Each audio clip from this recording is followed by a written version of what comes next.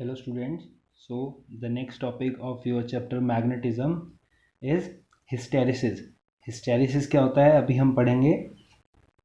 hysteresis पढ़ने के लिए सबसे पहले क्या चीज़, अभी हमने इससे पहले वाली वीडियो में फेरोमैग्नेटिक मटेरियल के बारे में पढ़ा, पैरामैग्नेटिक के बारे में पढ़ा, डायमैग्नेटिक मटेरियल्स के बारे में पढ़ा. ठीक है, तो फेरोमैग्नेटिक मटेरियल्स को जब हम मैग्नेटिक फील्ड में रखते हैं, जब हम मैग्नेटिक फील्ड में फेरोमैग्नेटिक मटेरियल को प्लेस करते हैं तो फेरोमैग्नेटिक मटेरियल क्या होता है, मैग्नेटाइज हो जाता है, उसमें कुछ मैग्नेटिक इंडक्शन आ जाती है बी. ठीक है, और जो एक्सटर्नल मैग्नेटिक फील्ड है, जो मैग्नेटाइजिंग फील्ड है, उसकी मैग्नेटाइजिंग फील्ड इंटेंसिटी को हमने एच से डिनोट किया था. लास्ट वीडियो में हमने पढ़ा था ना, इससे एच से डिनोट किया था हमने मैग्नेटाइजिंग फील्ड इंटेंसिटी को. तो हमने हिस्टेरिसिस पढ़ना है. हिस्टेरिसिस क्या है, एक तरह का कर्व है, कुछ ग्राफ है किसके बीच में, मैग्नेटाइजिंग फील्ड इंटेंसिटी और मैग्नेटिक इंडक्शन के बीच में. तो एक ग्राफ एक प्रोसेस से बनता है. क्या प्रोसेस से बनता है, ठीक है, वो बताएंगे हम. प्रोसेस क्या है, सपोज मैंने मैग्नेटिक फील्ड इंटेंसिटी को इंक्रीज कर रहा हूँ. पहले मैं यहाँ पर हूँ, अभी मैग्नेटिक फील्ड इंटेंसिटी भी जीरो है और ये भी, हमने एक मैग्नेटिक मटेरियल है मेरे पास, ferromagnetic material. Remember, ferromagnetic material. Hysteresis is for ferromagnetic material.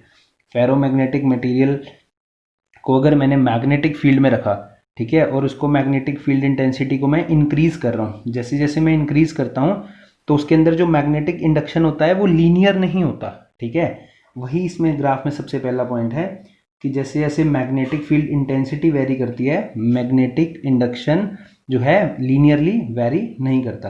As I increase my H, value of H, it does not vary linearly and saturates after going to some point. किसी point पे जाके ये saturate होता है, इसको हम कुछ ए point बोलते हैं. जैसे जैसे मैंने एच की वैल्यू बढ़ा रहा हूँ, मेरा बी बढ़ रहा है. ठीक है, उसके बाद क्या है, ये पॉइंट ओ क्या है, कुछ इनिशियल अनमैग्नेटाइज्ड स्टेट है. ठीक है, ओ पॉइंट क्या बताता है, कुछ अनमैग्नेटाइज्ड स्टेट जो है. ठीक, अब इसके बाद मैं यहाँ तक गया, यहाँ पर मेरा मैग्नेटिक इंडक्शन, यहाँ क्या हो गया, सैचुरेशन आ गया मेरा.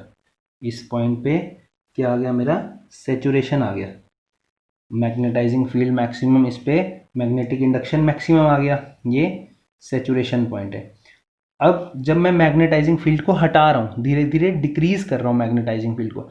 डिक्रीज करने पे क्या होगा, फेरोमैग्नेटिक में क्या होता है, कुछ ना कुछ मैग्नेटिक इंडक्शन रह जाता है फेरोमैग्नेटिक में. जैसे जैसे मैं इसको डिक्रीज कर रहा हूँ तो क्या देखा गया एक्सपेरिमेंटल, कि वो इस पाथ पे वापस नहीं आ रहा, इस पाथ पे ही वापस नहीं आ रहा.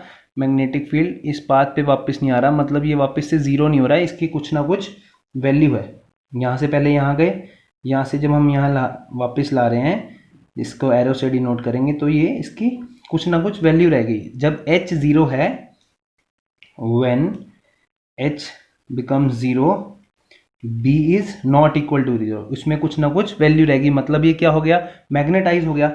इस वैल्यू को जो है, इस वैल्यू को ओ बी, इस वैल्यू को मैं क्या बोलता हूँ, रिटेंटिविटी. रिटेंटिविटी की टर्म्स में बोलता हूँ. दिस ओ, यहाँ पर अगर हम बी लिख लें, this B is magnetic induction, this B is just a point A B C D. So this O B, this O B is called retentivity. Retentivity क्या होता है, रिटेंटिविटी को हम ऐसे भी लिख सकते हैं कि द मैग्नेटाइजेशन, जो मैग्नेटिक इंडक्शन है बी, अगर मैं यहाँ रिटेंटिविटी को लिखूं, retentivity is the magnetic induction, magnetic induction left behind, magnetic induction left behind in the sample after magnetising field is, magnetising field को क्या कर दिया है, remove. Magnetising field has been removed.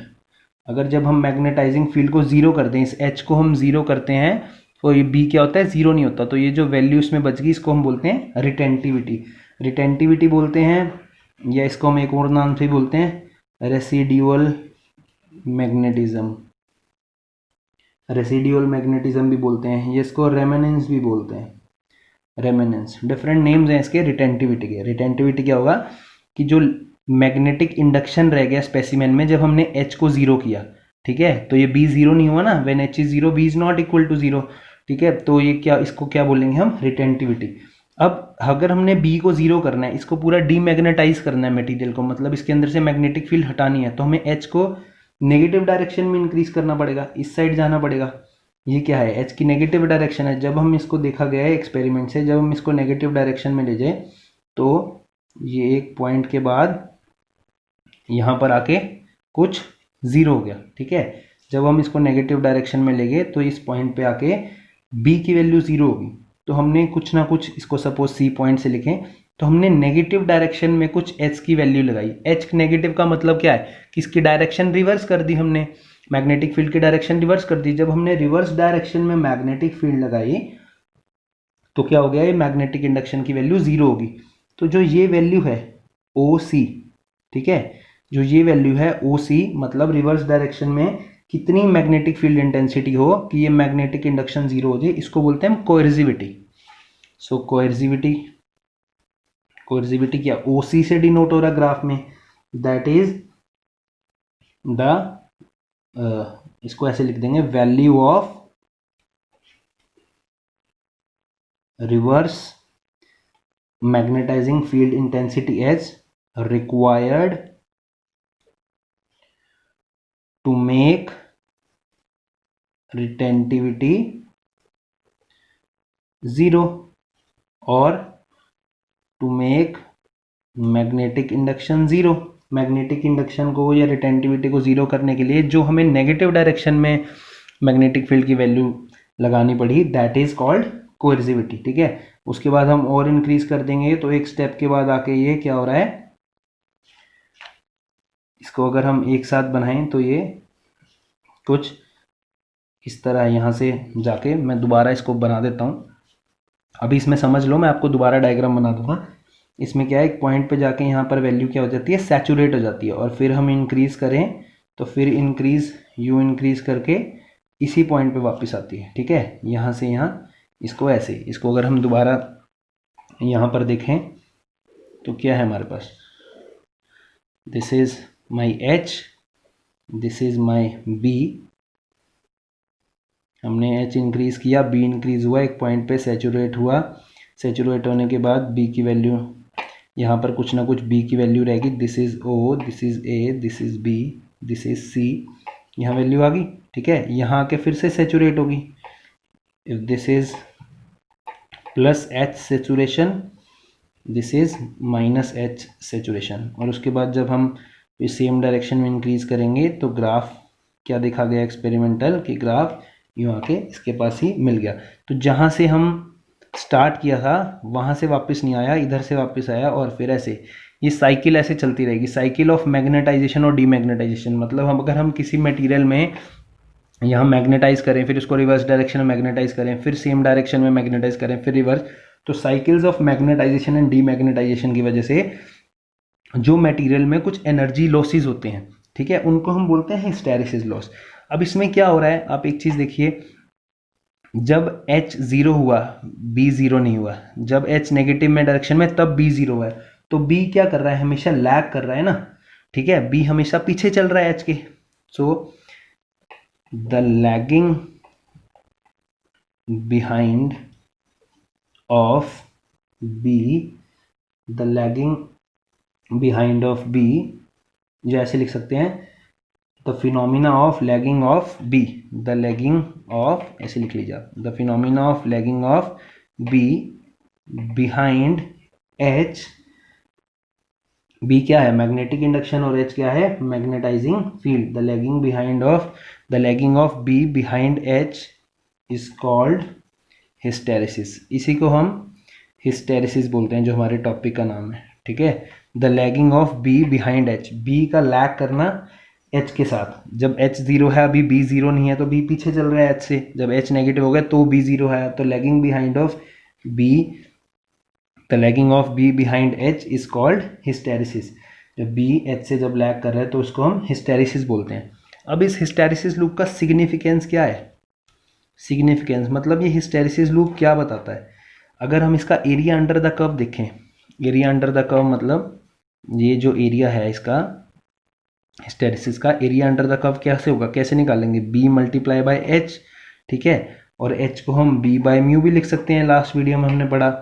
ये क्या होगा, बी स्क्वायर, और म्यू को क्या लिख सकते हैं, रिलेटिव परमिटिविटी के टर्म्स में म्यू नॉट इंटू म्यू, और जो इसका डायमेंशन आता है वो डायमेंशन आता है dimension of energy per unit volume.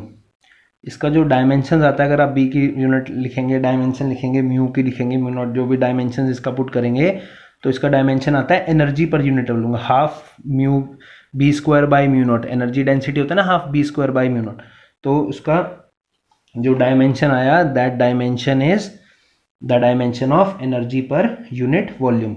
मतलब क्या है इसका, तो ये जो एरिया अंडर द कर्व है, ये एरिया अंडर द कर्व क्या डिसिपेट करता है, this area under the curve gives energy dissipated per unit volume, ठीक है, when it is carried out by repeated magnetization। जब इसको रिपीटेडली मैग्नेटाइजेशन डीमैग्नेटाइज करेंगे तो जो इसमें एनर्जी लॉस होगा, बेसिकली ये कर्व क्या बताता है, एनर्जी लॉस। ये कर्व बताता है कितना एनर्जी लॉस होगा, बार बार सैंपल को हम मैग्नेटाइज कर रहे हैं, डीमैग्नेटाइज कर रहे हैं, फिर मैग्नेटाइज कर रहे हैं, डीमैग्नेटाइज कर रहे हैं, तो उसमें कुछ ना कुछ लॉसेज होंगे ना, तो वो ये एरिया अंडर द कर्व इसका एनर्जी लॉस बताता है। जितना ये कर्व ब्रॉड होगा, वाइड होगा, उतना एनर्जी लॉस ज़्यादा होगा, जितना ये कर्व नैरो होगा, शार्प होगा, उतना एनर्जी लॉस क्या होगा हमारा, कम होगा। तो इससे हम क्या जानेंगे, इसकी प्रैक्टिकल इंपॉर्टेंस क्या है, इसकी practical importance, what is the practical importance, इसकी प्रैक्टिकल इंपॉर्टेंस क्या है। हम हिस्टेरिसिस लूप को स्टडी करके, अगर हमारे को रिटेंटिविटी का पता है, कोएर्सिविटी का पता है, हिस्टेरिसिस लूप का पता है, तो हम क्या कर सकते हैं, प्रॉपर सिलेक्शन ऑफ मटेरियल कर सकते हैं, प्रॉपर सिलेक्शन ऑफ मटेरियल्स, कि कौन सा मटेरियल हम परमानेंट मैग्नेट के लिए यूज़ करें, कौन सा मटेरियल हम इलेक्ट्रोमैग्नेट के लिए यूज़ करें, कौन सा मटेरियल मैं ट्रांसफॉर्मर्स के लिए यूज़ करूं, डिफरेंट मटेरियल्स हम कैसे कैसे डिफरेंट तरीके से यूज़ कर सकते हैं, उसको सिलेक्शन करने के लिए हमारे को क्या करना पड़ेगा, उसके हिस्टेरिसिस कर्व रीड करना पड़ेगा। हिस्टेरिसिस कर्व रीड करना पड़ेगा मतलब if we know proper selection of material, if we know retentivity, coercivity and hysteresis loss। अगर हमें रिटेंटिविटी पता हो, कोएर्सिविटी पता हो, हिस्टेरिसिस लॉस पता हो, तो हम क्या कर सकते हैं, इसकी प्रॉपर सिलेक्शन कर सकते हैं मटेरियल्स, ठीक है। अब इसके बाद छोटा सा कंसेप्ट है एक टाइप ऑफ फेरोमैग्नेटिक मटेरियल्स। अब जो मैं पढ़ा रहा हूँ जनरली आपके शॉर्ट आंसर टाइप क्वेश्चंस में पूछा जाता है, टाइप ऑफ फेरोमैग्नेटिक मटेरियल। दो तरह के फेरोमैग्नेटिक मटेरियल होते हैं, one is soft ferromagnetic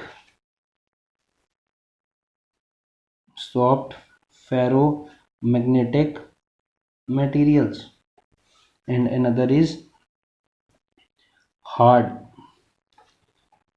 ferromagnetic materials। एक होते हैं सॉफ्ट फेरोमैग्नेटिक मटेरियल्स, एक होते हैं hard ferromagnetic materials. Soft ferromagnetic materials कौन से होते हैं, जिनकी लो रिटेंटिविटी होती है, अभी बताता हूँ मैं क्या चीज़ है, लो कोएर्सिविटी होती है, ठीक है, और क्या होता है इसमें, लो रिटेंटिविटी होती है, लो कोएर्सिविटी होती है, और लो हिस्टेरिसिस लॉस होता है। लो रिटेंटिविटी, लो कोएर्सिविटी और लो हिस्टेरिसिस लॉस।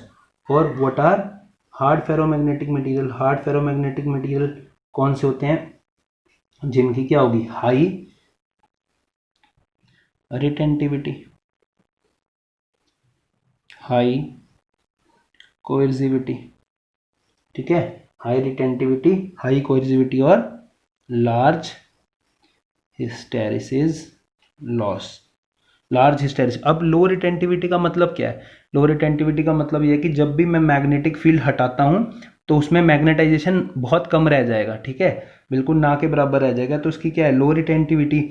लो कोएर्सिविटी क्या है कि अगर थोड़ा सा रह भी गया तो मुझे थोड़ी सी ही मैग्नेटिक फील्ड अपोजिट डायरेक्शन में करनी पड़ेगी इसकी कोएर्सिविटी को जीरो करने के लिए, और इसका हिस्टेरिसिस लॉस भी क्या होगा? कम होगा। तो जब लो रिटेंटिविटी, अगर हम इसका कर्व देखें, हिस्टेरिसिस कर्व देखें, बी और एच के बीच में, हिस्टेरिसिस कर्व किसके बीच में होता है? इसको बी एच कर्व भी बोलते हैं, बी और एच के बीच में। अगर इसका हम हिस्टेरिसिस कर्व देखेंगे तो ये यूं ऐसे आता है, ठीक है, बिल्कुल नैरो। इसमें क्या है? रिटेंटिविटी कम है, कोएर्सिविटी भी कम है, और इसका एरिया अंडर द कर्व कम है, तो एनर्जी लॉस। तो ये सॉफ्ट फेरोमैग्नेटिक मटेरियल्स के लिए होता है। हार्ड फेरोमैग्नेटिक मटेरियल्स में क्या होगा? इसका अगर हम बी एच कर्व देखें, अब हार्ड फेरोमैग्नेटिक मटेरियल्स का कर्व कैसा होगा बताइए? High retentivity, high coercivity. High retentivity क्यों? क्योंकि अगर हम सपोज मुझे परमानेंट मैग्नेट बनानी है, ठीक है, अगर मुझे परमानेंट मैग्नेट बनानी है, ये तो क्या हो गया? इलेक्ट्रोमैग्नेट, कि अगर मैग्नेटिक फील्ड हटाया तो वो मैग्नेटिक इंडक्शन भी हट जाए। इलेक्ट्रिक फील्ड है तो मैग्नेटिज्म है, इलेक्ट्रिक फील्ड हटाया तो मैग्नेटिक फील्ड हट गया। अब हार्ड फेरोमैग्नेटिक मटेरियल, अगर मुझे परमानेंट मैग्नेट बनानी है तो मेरा कैसे होना चाहिए? मैं एच बढ़ाऊंगा, बी बढ़ेगा, ठीक है, एच कम करूंगा, रिटेंटिविटी ज़्यादा होनी चाहिए, मतलब एच जीरो होने पे भी कुछ ना कुछ उसमें मैग्नेटिक फील्ड रह जाए, तभी तो वो परमानेंट मैग्नेट की तरह एक्ट करेगी ना, ठीक है। कुछ ना कुछ मैग्नेटिक फील्ड इसमें रह गए, जो इलेक्ट्रिक मोटर्स में यूज़ होती है, लाउड स्पीकर्स में यूज़ होती है, यूज्ड इन इलेक्ट्रिक मोटर्स, ठीक है। तो हमारे को क्या होगा? ये परमानेंट मैग्नेट में कुछ ना कुछ बी रह जाएगा। और अगर बाई चांस कहीं से कोई स्ट्रे मैग्नेटिक फील्ड है, मतलब कुछ मैग्नेटिक फील्ड किसी और चीज़ की वजह से भी उसमें नेगेटिव डायरेक्शन में लग रही है, तो वो अगर थोड़ी सी है तो उस पर फर्क ना पड़े, मतलब बहुत ज़्यादा मैग्नेटिक फील्ड लगानी पड़े उसका मैग्नेटाइजेशन को जीरो करने के लिए, ठीक। तो परमानेंट मैग्नेट्स बनाने के लिए हार्ड फेरोमैग्नेटिक मटेरियल्स का यूज़ होता है। तो सॉफ्ट फेरोमैग्नेटिक मटेरियल्स कौन से होते हैं? Low retentivity, low coercivity, low hysteresis loss, जिसका कर्व नैरो हो। और हार्ड फेरोमैग्नेटिक मटेरियल कौन से होते हैं? High retentivity, high coercivity and high energy loss. ये इलेक्ट्रोमैग्नेट्स है इसका एग्जांपल। इसका एग्जांपल क्या है? Permanent magnets. तो ये फेरोमैग्नेटिक मटेरियल्स की टाइप्स हैं, दो टाइप फेरोमैग्नेटिक मटेरियल्स के। अब हमको जो नेक्स्ट टॉपिक पढ़ना है that is selection of magnetic materials, कि हम मैग्नेटिक मटेरियल्स का सिलेक्शन कैसे करें। अगर मुझे परमानेंट मैग्नेट बनानी है तो मेरे रिटेंटिविटी, कोएर्सिविटी कैसी होनी चाहिए? अगर मुझे इलेक्ट्रोमैग्नेट बनानी है, ठीक है, तो मेरे रिटेंटिविटी, कोएर्सिविटी कैसे होनी चाहिए? और अगर मुझे सपोज कुछ ट्रांसफॉर्मर कोर्स बनाना है, ट्रांसफॉर्मर्स हम आगे पढ़ेंगे, अगर मुझे ट्रांसफॉर्मर के कोर्स बनाने हैं तो मेरी मैग्नेट की जो प्रॉपर्टी है, मतलब मेरे पास कैसा मटेरियल होना चाहिए बेसिकली, ठीक है। तो परमानेंट मैग्नेट बनाने के लिए अभी हमने पढ़ा क्या होता है, जो चीज़ आपको याद रखनी है, हाई रिटेंटिविटी होती है। सेकेंड इज हाई कोएर्सिविटी, ठीक है, हाई रिटेंटिविटी होनी चाहिए, हाई कोएर्सिविटी होनी चाहिए। इसमें हाई एनर्जी लॉस तो होता है, अगर हाई रिटेंटिविटी होगी, हाई कोएर्सिविटी होगी, तो ऑब्वियसली एनर्जी लॉसेस भी ज़्यादा होंगे, ठीक है। एक चीज़ इसमें और जो है, इसकी परमेबिलिटी हाई होनी चाहिए, हाई परमेबिलिटी मतलब ये मैग्नेटिक फील्ड लाइंस को अपने अंदर परमिट कर ले। परमानेंट मैग्नेट बनाना है, जितनी ज़्यादा परमेबिलिटी होगी उतनी ज़्यादा मैग्नेटिक फील्ड लाइंस को अपने अंदर परमेबल करेगा, ठीक है। तो ये परमानेंट मैग्नेट्स बनाने के लिए, ठीक है। दूसरी चीज़ हमारे पास कौन सी होगी? और परमानेंट मैग्नेट एक तरह का, इसका एग्जांपल हम स्टील भी बोल सकते हैं। आप जनरली बुक्स में देखेंगे स्टील और सॉफ्ट आयरन के बीच में ग्राफ बना होगा। सॉफ्ट आयरन का ग्राफ कैसा होगा? थोड़ा नैरो ग्राफ होगा। जो सॉफ्ट आयरन का ग्राफ होगा, या बना देता हूँ मैं, सॉफ्ट आयरन का ग्राफ ऐसे बनाया होगा कुछ नैरो, और स्टील का ग्राफ ये स्टील का ग्राफ होगा, ये सॉफ्ट आयरन और ये स्टील, ठीक है। तो परमानेंट मैग्नेट बनाने के लिए high retentivity, high coercivity, high permeability होनी चाहिए।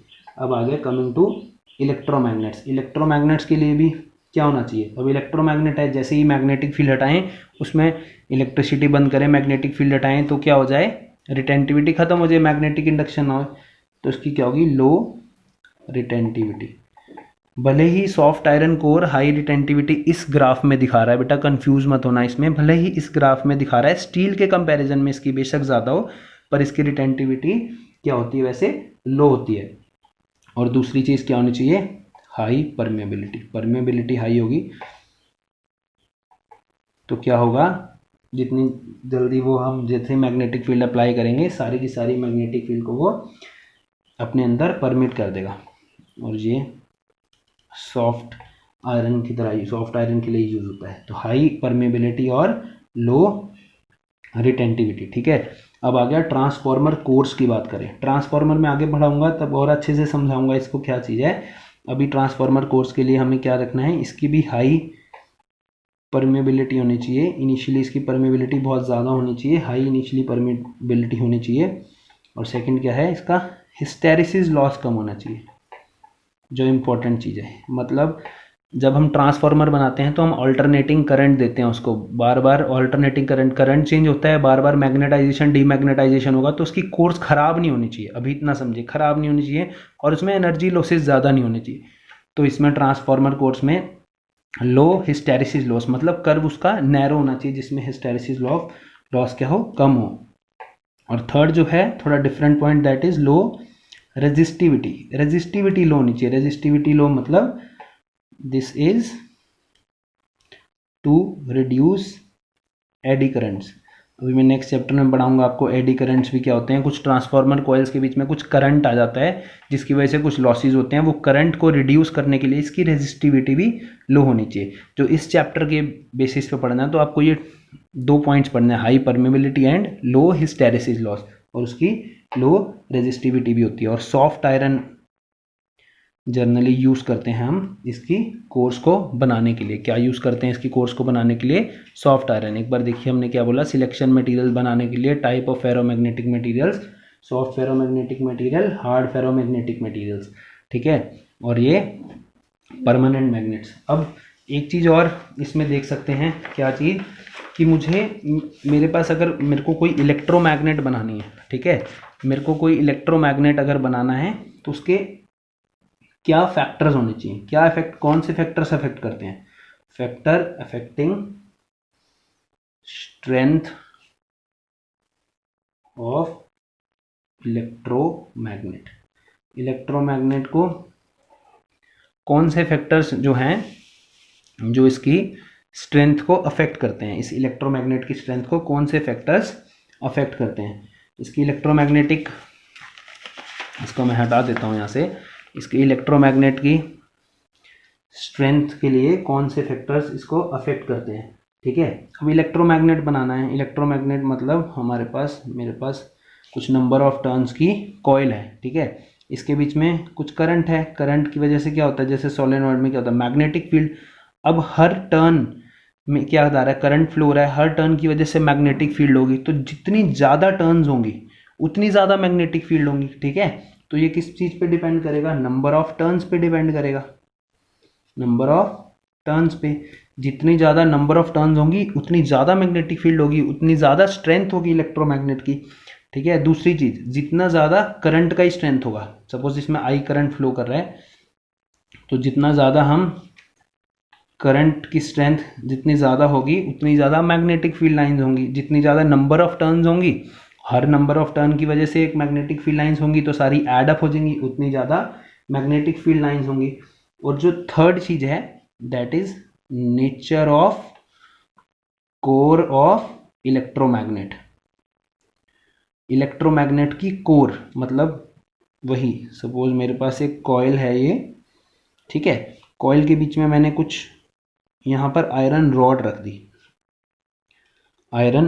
दी, तो क्या होगा, जब इसमें करंट फ्लो होगा कॉइल्स में, तो ये करंट क्या करेगा, इसके बीच में जो एटॉमिक लूप्स हैं उसको मैग्नेटिक डायपोल को अलाइन कर देगा, यहाँ कुछ सरफेस करंट आ जाएगा, ठीक है ना, सरफेस करंट आ जाएगा इस आयरन रोड पे। मतलब क्या होगा, ये भी मैग्नेटाइज हो जाएगी, आयरन कोर भी मैग्नेटाइज हो जाएगी, इसकी भी मैग्नेटिक फील्ड होगी। तो एक तो इसकी मैग्नेटिक फील्ड है सोलेनॉइड की, एक आयरन कोर की मैग्नेटिक फील्ड है, तो दोनों क्या हो जाएंगी, ऐड अप हो जाएगा ना, सम अप हो जाएंगी।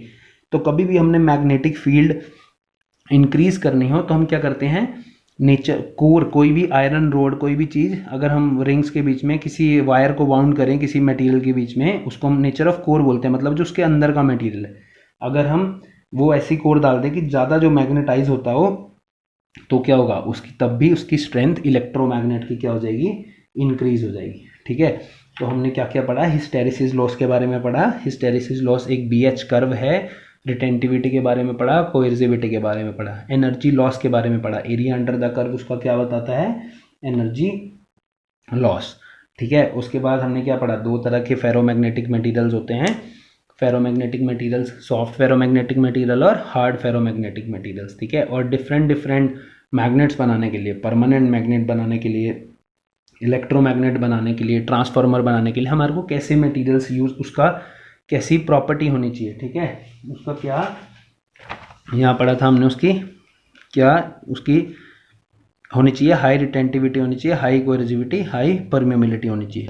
इसमें इलेक्ट्रोमैग्नेट में लो रिटेंटिविटी, हाई परमेबिलिटी, और ट्रांसफार्मर में हाई परमेबिलिटी, लो रिटेंटिविटी, लो रेजिस्टिविटी। ठीक है, तो ये हमारा लास्ट टॉपिक था चैप्टर 5 का, यहीं पर चैप्टर 5 खत्म है। Thank you.